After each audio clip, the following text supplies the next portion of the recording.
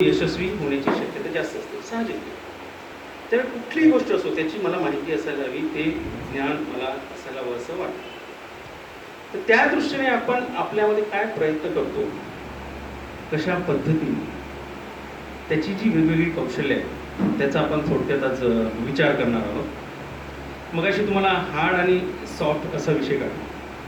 Computers, mobile सगळ्यांना माहितीच आहे. कम्प्युटर्समध्ये दोन गोष्टी असतात, एक म्हणजे हार्डवेअर आणि सॉफ्टवेअर. हार्डवेअर म्हणजे काय? एक तुम्ही मागे का बसले, पुढे पुढे पुढे बसा. ते तर एक्सपर्ट आहेत सगळे मोबाईल कम्प्युटर्समध्ये. तर हार्डवेअर म्हणजे काय आणि सॉफ्टवेअर म्हणजे काय? लाऊड, थोडं लाऊड. हां, हार्डवेअर, हॅलो, हार्डवेअर म्हणजे काय आणि सॉफ्टवेअर म्हणजे काय?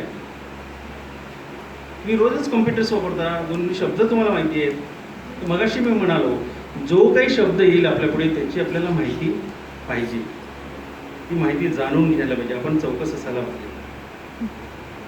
आता ते काय आहे, काय त्याला काय म्हणतात, CPU, बरोबर, CPU लॅपटॉप. आता ही जी कॉम्प्युटर हार्डवेअर म्हणजे आपल्याला प्रत्यक्षात ज्या भौतिक वस्तू दिसतात त्याला हार्डवेअर म्हटलं जातं. हार्डवेअर म्हणजे प्रत्यक्षात जी आपल्याला वस्तू दिसते हे हार्डवेअर आहे. आपली बॉडी हे आपलं हार्डवेअर आहे, ती तुम्हाला प्रत्यक्षात दिसतं, ते हार्डवेअर. मग सॉफ्टवेअर काय? सॉफ्टवेअर म्हणजे काय? प्रत्यक्षात दिसत नाही ते. हां, जे प्रत्यक्षात दिसत नाही पण त्यामध्ये त्या विचार प्रणालीने तुम्हाला त्याचे सगळे आउटपुट मिळतात. म्हणजे मोबाईलमध्ये म्हणा किंवा कम्प्युटरमध्ये म्हणा, ज्यावेळेला तुम्ही काहीतरी प्रोग्रामिंग करता ते कम्प्युटर काम करतं आणि त्याचं आउटपुट तुम्हाला देतं. ते तुम्हाला, ते मशीन सगळं काम करतं आणि ते दिसतं. तर त्यासाठी ते जे प्रणाली असते त्याला सॉफ्टवेअर असं म्हटलं जातं. आलं लक्षात? हार्डवेअर आणि सॉफ्टवेअर. आपण म्हणतो software engineer, hardware engineer. Hardware engineer म्हणजे काय की जो कम्प्युटर प्रत्यक्षात त्याची मेकॅनिकली जो त्याची जुळवणी करतो, दुरुस्ती करतो, ते मेकॅनिकल हार्डवेअर झालं. आणि सॉफ्टवेअर म्हणजे जे आपल्याला दिसत आहे तो प्रोग्रामिंग करतो. तुम्ही की दाबता कम्प्युटरच्या किंवा स्मार्टफोनच्या आणि त्यामध्ये सगळं जे काय उत्तर तयार होतं त्याला सॉफ्टवेअर म्हटलं जातं. त्याला सॉफ्टवेअर किंवा प्रणाली असं म्हटलं जातं. तो हा फरक असतो. आता मानवाच्या दृष्टीने आपण विचार कराल तर हे आपलं हार्डवेअर आहे आणि आपली बुद्धी म्हणजे आपण काय म्हणतो इथे डोकं, बुद्धी, मेंदू, हे हार्डवेअर झालं. सॉफ्टवेअर काय? तर ह्या बुद्धीमध्ये, ह्या डोक्यामध्ये जे आपण विचार किंवा वैचारिक जे काही देतो आणि त्याच्यातून आपल्या मनाने, विचाराने आपण जे काही बोलतो, सादर करतो, ते झालं सॉफ्टवेअर. म्हणजे तुम्ही जे सॉफ्टवेअर जसं कम्प्युटर्समध्ये लोड करता आणि त्याच्यापासून तुम्हाला वेगवेगळं असं आउटपुट मिळतं, उत्तरं मिळतं, त्यासाठी त्याप्रमाणे तुमच्या बुद्धीला, तुमच्या मेंदूला सुद्धा असे अनेक सॉफ्टवेअर लोड करावे लागतात. त्यातलाच हा भाग समजायचा की तुम्ही जे काही शिकता, जे काही विचार मांडता, विचार घेता, ते सगळ्या तुमच्या मेंदू, हृदयामध्ये जाऊन नंतर तुम्ही त्या कृतीतून येता. ही जी प्रणाली आहे ती सॉफ्टवेअर आहे. आणि जसं कम्प्युटर्स किंवा मोबाईलमध्ये सुद्धा आपण वेगवेगळे प्रोग्राम करून त्याचं वेगवेगळे आउटपुट घेतो, त्याप्रमाणे आपण आपल्या स्वतःला सुद्धा आपल्या बुद्धीमध्ये, आपल्या मेंदूमध्ये, आपल्या डोक्यामध्ये वेगवेगळे विचार, चांगल्या सवयी आत्मसात करून आपण चांगल्या कृती घडवून एक चांगला विद्यार्थी आणि व्यक्ती घडवण्याचा हा जो प्रवास असतो, हे सगळं स्किल असतं, हे सॉफ्टवेअर स्किल असतं. तर थोडक्यात लक्षात आलं हार्डवेअर आणि सॉफ्टवेअर म्हणजे काय?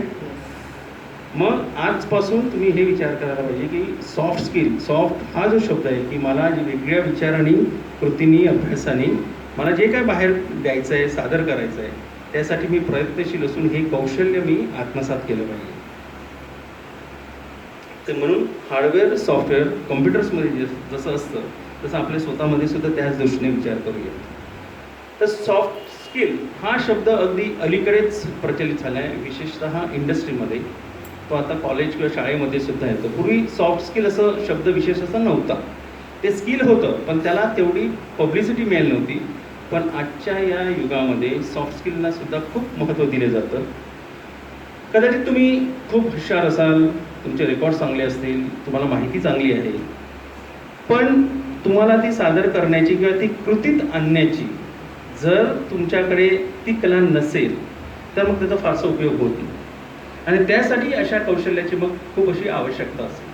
चालेल. हा विद्यार्थी खूप हुशार आहे, अभ्यासात चांगले मार्क्स मिळवतो, तसं सगळं चांगलं आहे, पण तो जर चांगलं सादर करू शकत नसेल, चांगलं बोलू शकत नसेल, चांगलं लिहू शकत नसेल, चांगलं काम करू शकत नसेल, अनेकांना घेऊन काम करू शकत नसेल, तर कदाचित त्याचा तेवढा जास्त उपयोग होणार नाही. पण हेच जर कौशल्य त्यांनी वेगवेगळ्या कौशल्यामार्फत जर त्यांनी विकसित केल्या, तर ते त्याचं ज्ञान, त्याचं जे ॲप्लिकेशन किंवा परियोजन जे म्हणता येतं ते लवकर करता येईल. आणि म्हणून सॉफ्ट स्किल हे त्या दृष्टीने बघितलं जातं. तर आपण ह्याकडे आता बघूया की सॉफ्ट स्किल फॉर स्टुडंट्स असं काही ॲक्च्युली कुठे चॅप्टर वगैरे नव्हता. सॉफ्ट स्किल हे मेनली इंडस्ट्रीमध्ये होतं. मी विचार केला की म्हटलं विद्यार्थ्यांसाठी सुद्धा, म्हणजे पूर्वी फक्त कॉलेजला शिकवलं जायचं ते आज शाळेत शिकवलं जातं. तसंच आज जे इंडस्ट्रीमध्ये जे मोठ्या प्रमाणात दिलं जातं, कारण पुढे तुम्ही इंडस्ट्री म्हणजे केवळ इंडस्ट्री नव्हे, कुठल्याही कार्यालयामध्ये जे आपल्याला शिकायचं ते आत्तापासून तुम्ही ते शिकायला पाहिजे. म्हणून मनावर एक शब्द बिंबवा, soft skill, soft skill, soft skill. Soft skill म्हणजे काय हे आज आपण घेतल्यानंतर त्याचा नेहमी विचार करत जा, आणि ते विचार केल्यानंतर आपल्याला असं आढळून येईल की आपल्यामध्ये एक वेगळं एनर्जी आपल्याला निर्माण केली पाहिजे, आपल्याकडे चौकस बुद्धी आली पाहिजे, आणि आपण क्रियाशील असलं पाहिजे. त्यातूनच तुम्हाला एक वेगळा असा आनंद मिळेल. तर इथे मी माझ्याकडे जवळजवळ 10-15 स्लाईड्स मी बनवलेले आहेत, आणि त्या स्लाईड्समध्ये इंग्रजीमध्ये आहेत. काही शब्द कदाचित मला कठीण वाटते, पण मी मराठीत सांगण्याचा प्रयत्न करेन की जेणेकरून तुम्हाला ते समजेल. शब्द अडत असेल तर जरूर विचारा, काही समजलं नसेल तर जरूर विचारा, मध्ये विचार किंवा नंतर विचारलं तरी चालेल. तर आपण ह्या सॉफ्ट स्किल ह्या मेन काय आहे हे समजून घ्यायचा प्रयत्न करू. डेफिनेशन म्हणजे काय? व्याख्या. डेफिनेशन म्हणजे व्याख्या. सॉफ्ट स्किल म्हणजे काय? तर सॉफ्ट स्किल मी तुम्हाला जी उदाहरणं दिली त्यावरून तुमच्या थोड्याशा लक्षात आलं असेल एक्झॅक्टली सॉफ्ट स्किल म्हणजे काय. की आता ट्रान्सफरेबल स्किल किंवा 21st सेंचुरी स्किल असं म्हटलं जातं. ट्रान्सफरेबल स्किल म्हणजे काय? की ते जे कौशल्य असते ते तुम्ही दुसऱ्याकडनं घेऊन किंवा स्वतःमध्ये आत्मसात करून ते सादर करायचं. आणि 21st सेंचुरी, त्याला 21st सेंचुरी ह्यासाठी म्हटलं जातं की मागे आता सांगितल्याप्रमाणे पूर्वी असं सॉफ्ट स्किल हा विषय नव्हता की असं वेगळं चॅप्टर नव्हतं. त्याला आता त्याचं नामकरण झालं असं म्हणता येईल की सॉफ्ट स्किल. म्हणजे 21व्या शतकामध्ये सॉफ्ट स्किल हे खूपच महत्त्वाचं आहे हे दिसून येते. तुम्ही समाजातील जर उदाहरणं घेतली, इंडस्ट्रीमध्ये उदाहरणं घेतली, तर कदाचित तुम्हाला आढळतील की काही विद्यार्थी किंवा काही व्यक्ती ही शाळा कॉलेजमध्ये खूपच अशा उच्च असं शिक्षण घेतलेलं नव्हतं. थोडंसं शिक्षण घेतलं होतं, थोडंसं व्यावसायिक शिक्षण घेतलं होतं, पण त्यांनी इतर कौशल्य जी त्यांनी आत्मसात केली, माहिती मिळवण्याची, माहिती सादर करण्याची, आणि त्यांनी त्यांच्या क्षेत्रामध्ये जी काही प्रगती केली, त्या प्रगतीचा भाग म्हणजेच तो सॉफ्ट स्किलचाच भाग म्हटला जातो. कारण त्यांनी ते कौशल्य आत्मसात करून ती त्या प्रकारे सादर केली. तुम्ही कोणी नेतृत्व करतात त्यांचं बघा, किंवा काही इंडस्ट्रीज ज्यांनी उभारलेले आहेत ते काही सगळेच मोठे खूप उच्च शिक्षित असं नव्हे, पण त्यांनी थोडंसं शिक्षण घेऊन सगळ्या लोकांना एकत्र करून त्यांच्याशी चांगला संवाद साधून, चांगली माहिती गोळा करून, स्वतःला चांगल्या सवयी लावून, अगदी वक्तशीरपणा ठेवून अशा वेगवेगळ्या सवयींनी त्यांनी स्वतःला विकसित केलं. आणि सॉफ्ट स्किल इनडायरेक्टली त्या सॉफ्ट स्किल मार्फत त्यांनी त्यांच्या क्षेत्रामध्ये खूप मोठी अशी प्रगती केली. म्हणून त्याला हल्ली जे म्हटलं जातं की 21st सेंचुरी स्किल, म्हणजे अलीकडच्या शतकामध्ये सॉफ्ट स्किल हे खूप मोठ्या दृष्टीने बघितलं जातं. तिकडून करता आलं तर कारण प्रॉब्लेम मध्ये दिसत नाही.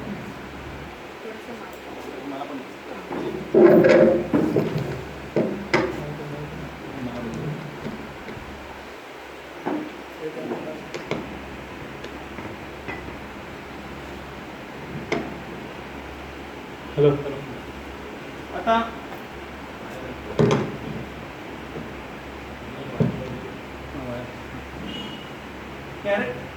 Character trait, attitude and behaviour.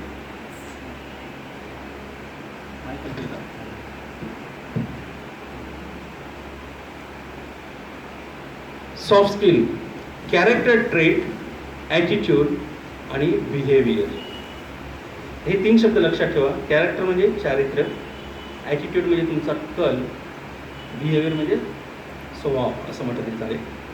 स्वभाव. ते ह्या 3 शब्दांशी संबंधित असं हे सॉफ्ट स्किल असतं.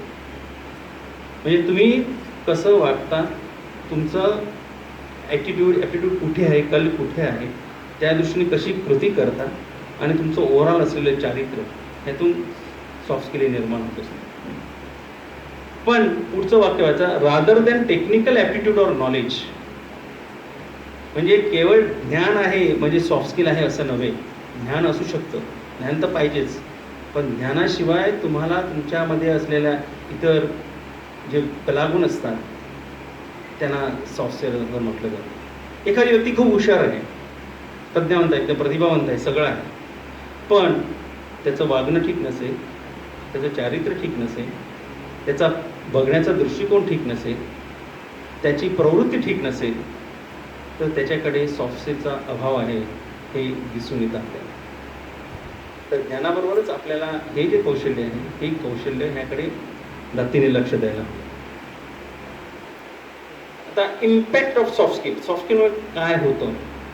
आता ही जर सगळे ह्याला KSS आपण म्हणूया, knowledge, skill and character. Knowledge, skill आणि कॅरेक्टर. नॉलेज म्हणजे ज्ञान, स्किल म्हणजे कौशल्य, कॅरेक्टर म्हणजे चारित्र्य. ह्या 3 शब्द आपण लक्षात ठेवूया. आणि ह्या 3 शब्दाशी संबंधित ज्यावेळेला तुम्ही कौशल्य विकसित करता आणि त्याचा होणारा परिणाम हा इथे आपल्याला पाहता येईल. Change in behaviour and attitude that will increase the academic performance. हे वाक्य कळलं तुम्हाला? हे वाक्य कळलं का? नसेल तुम्ही सांगतो. म्हणजे जेव्हा तुम्ही सॉफ्ट स्किलचा विचार करता त्यावेळेला तुमच्या कलेमध्ये, तुमच्या वृत्तीमध्ये बदल होतो आणि त्या बदलामुळे तुम्ही अभ्यास करायला लागणार, तुम्ही सादर करायला लागणार आणि तुमचं जे विद्यार्थी जीवन आहे ते चांगलं होत राहणार. साहजिक आहे, कारण माझ्या मते मी सॉफ्टवेअर आता लोड करतो माझ्या बुद्धीमध्ये, मेंदूमध्ये. मी सॉफ्टवेअर आता लोड चेंज करतो, मी वेगळा विचार करतो, माझी अभ्यास करायची पद्धत, वेळेवर येण्याची पद्धत, त्यासाठी बरेचसे निकष आहेत ते पुढे येतीलच. म्हणजे त्याचा इम्पॅक्ट पहिला हा तुम्हाला चांगला विद्यार्थी घडण्यामध्ये होणार आहे. आपलं शिक्षण आहे, कॉलेज एज्युकेशन म्हणजे काय एक्झॅक्टली? मी हे बघा, preparation for success to achieve a goal of college education. म्हणजे शिक्षण पूर्ण करण्याची, यशस्वी होण्याची जी काही तयारी आहे, यशस्वी होण्यासाठी जी काही तुम्हाला तयारी करायची आहे त्या तयारीसाठी म्हणजेच सॉफ्ट स्किलचा केलेला विचार आणि ते आत्मसात करण्याचे प्रयत्न. To succeed in classroom will thrive in workplace after graduation. म्हणजे त्या सवयी तुम्ही आत्तापासून आत्मसात केल्या तर पुढे तुम्ही ग्रॅज्युएट तर होणारच. ग्रॅज्युएट झाल्यानंतर पुढे ज्यावेळेला कुठल्याही क्षेत्रात जाणार तिथे तुमचा मार्ग अगदी सुकर होईल आणि ते अगदी तुम्हाला अगदी सोपं पडेल. आणि लाईफ लॉंग लर्नर याचा अर्थ असा, सगळ्यात महत्त्वाचं वाक्य आहे. असं म्हटलं जातं की माणूस हा सतत विद्यार्थी दशेत असतो. याचा अर्थ काय? रोज आपल्याला नवीन काहीतरी शिकायला मिळतं. परफेक्ट. रोज आपल्याला काहीतरी शिकायला मिळतं, शिकत असतो. मी सुद्धा खूप काही शिकतोय, हे शिकतायत आमचे काका पण शिकतो. काहीतरी शिकण्यासारखं असतं. आज बघा, आज 70व्या वर्षी सुद्धा उत्साहाने आमचे काका इथे आलेत, मुलाला घेऊन आलेत, नातवाला, पण त्याला सुद्धा एक जाण आहे, काहीतरी नवीन आहे. ही जी शिकण्याची वृत्ती असते त्याला लाईफ लॉंग लर्नर. जर एकदा तुम्ही सॉफ्ट स्किलमध्ये काय हे ठरवलं तर तुम्हाला आपोआप असं एक उर्मी निर्माण होईल की मला आयुष्यभर शिकायचं आहे, शिकायचं आहे, शिकायचं आहे. रोज काहीतरी शिकत असतो, नवीन नवीन काहीतरी मिळत असतो. आणि आजच्या जगात ज्ञानाचा स्फोट प्रचंड झालेला आहे, तुम्हाला माहितीच आहे. आजचं युग हे ज्ञानयुग म्हटलं जातं. ज्ञानयुग. कुठलाही विषय घ्या, त्या विषयावर भरपूर अशी माहिती तुम्हाला वेगवेगळ्या माध्यमामार्फत मिळते. जशी क्रमिक पुस्तकं, पाठ्यपुस्तकं, शोध निबंध, संशोधन प्रकल्प, संशोधन निबंध आणि आता तर इंटरनेट, आणि ते सुद्धा आता स्मार्टफोन, मोबाईलवर आलेले आहे. तुम्हाला जे काही पाहिजे ती सगळी माहिती मिळत असते. त्यामुळे कधी तुम्हाला कुठल्याही विषयाची माहिती असेल तर ती एक सवय लावायला पाहिजे की आपल्याकडे मोबाईल आहे किंवा पूर्ण डिक्शनरी असायची, त्यामध्ये आपण तो अर्थ शोधला पाहिजे आणि शिकलं पाहिजे. आणि ही जेव्हा शिकण्याची वृत्ती तुमच्याकडे येईल त्यावेळेला ऑटोमॅटिकली बाकी सगळं तुम्ही करायला शिकाल. सो लाईफ लॉंग लर्नर हे लक्षात ठेवा. कारण मगाशी म्हटल्याप्रमाणे माहिती, ज्ञान हे का महत्त्वाचं आहे. सपोज तुम्ही 4 मित्र गप्पा मारताय दोघं जण बोलतायत, दोघं जण गप्पा आहेत. ते दोघं जण काहीतरी माहिती आहे, त्यांनी पेपर वाचलाय किंवा टी व्ही पाहिलाय किंवा कोणाकडनं ऐकलंय, ते बोलत आहेत. बाकी दोन जण बोलू शकत नाही, कदाचित ती माहिती नसेल. तर त्यावेळेला आपल्याला असं वाटतं रे तो बोलू शकतो मला, आणि आपल्याला थोडंसं एक न्यूनगंड निर्माण होते की मला ही गोष्ट माहिती नाही. ओके, न्यूनगंड, आणि तो न्यूनगंड निर्माण झाला पाहिजे. कारण मला असं वाटलं पाहिजे की मला सुद्धा ह्याची माहिती करून घ्यायची, आणि त्यासाठी मी प्रयत्नशील असलं पाहिजे. तर त्याला माहिती आहे तर मला का माहिती नाही आहे, असं हे आपल्याला वाटलं पाहिजे. आणि ते एकदा वाटलं, तुमच्यामध्ये ते निर्माण झालं, तुम्ही थोडेसे अस्वस्थ झालात, तर त्या दृष्टीने तुम्ही प्रयत्न करायला पाहिजे. आणि ते प्रयत्न केल्यानंतर तुम्हाला आपोआप पुढे माहिती कशी करायची याचे भरपूर असे मार्ग. आणि त्यासाठी एक अजून महत्त्वाचा मुद्दा सांगतो की कोणाला वाटतं की अरे तो बोलतो, तो हुशार आहे, तो असा आहे, तो तसा आहे. ठीक आहे, थोडासा फरक असू शकतो, पण सर्वसामान्यपणे निसर्गाने ह्या मानवी देहाची अशी काही जडणघडण केलेली आहे की प्रत्येकामध्ये खूप असं पोटेन्शियल आहे. मानवी मेंदू जो आहे तो खूप प्रगत आहे, त्यामध्ये बरंचसं काही करण्यासारखं असतं. ह्याचं नेहमी एक उदाहरण दिलं जातं की आईन्स्टाईन, सगळ्यात बुद्धिमान व्यक्ती जगातील, की त्याचा मृत्यू झाल्यानंतर त्याचं मेंदूचं पृथक्करण केलं होतं, कारण सगळ्यात बुद्धिमान व्यक्ती. तर शास्त्रज्ञांना असं वाटलं की ह्या आईन्स्टाईनने एवढं संशोधन केलं आहे, एवढा अभ्यास केला आहे, तर त्याच्या मेंदूचा त्यांनी पुरेपूर वापर केला असावा. उदाहरणार्थ कम्प्युटर हार्डवेअरमध्ये तुम्ही जर गिगाबाईट किंवा तिची मेमरी बघाल की बाबा हे 4 GB आहे, आपल्याला असं वाटेल त्यांनी खूप काही वापरलं आहे, खूप पूर्ण वापर केलं आहे. म्हणून तसं ते मेंदूचं पृथक्करण केलं. ते मेंदूचं त्याच्या मृत्यूनंतर ते पृथक्करण केल्यानंतर असं आढळलं की त्याचा मेंदू एवढं संशोधन करून, एवढा अभ्यास करून, एवढं दिवसरात्र कष्ट करून जे काही त्यांनी बौद्धिक काम केलं, तर ते फक्त 4 ते 5% निघालं. म्हणजे मेंदूचे फक्त 4 ते 5%. आणि त्यावर एक असा निष्कर्ष काढला की आपला मेंदूची जी क्षमता आहे ती प्रचंड क्षमता आहे, त्याचा वापर आपण तितकासा करत नाही. त्यात साठवण्याची क्षमता आहे, त्याच्यामध्ये सादर करण्याची क्षमता आहे, पण तितकीशी आपण करत नाही. हे का करत नाही? तर कदाचित आपल्याला संधी मिळत नाही किंवा आपल्याला ते माहीत नसते.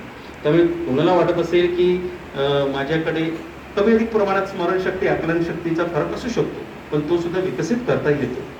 ज्यावेळेला तुम्ही असा ह्या कौशल्याचा विचार करा, ज्यावेळेला तुम्ही ठरवणार की आता मी करणारच, त्यावेळेला मग तो विकसित होऊ शकतो, बरीचशी माहिती तुम्हाला मिळू शकते.